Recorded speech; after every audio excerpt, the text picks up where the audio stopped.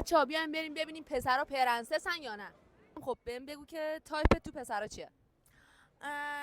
اینکه آقا باشن، پرنسس نباشن، جنتلمن یعنی باشه. اوکی. که نظرت راجع به این که پسرا پرنسس شدن چیه؟ این همش حاشیه است.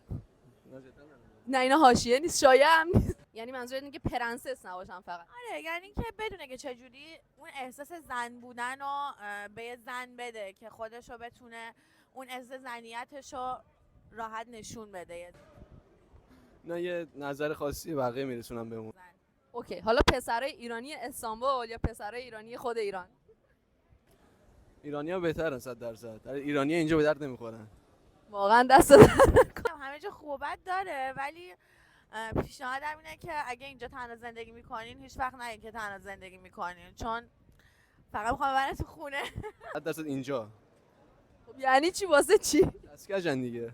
یسکش من نشینم نمیدونم. همه جا خوبت داره. به پستتون نخورده. میخورد.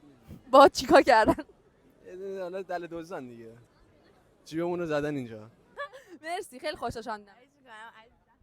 یا خدا ان شاء الله موفق باشی.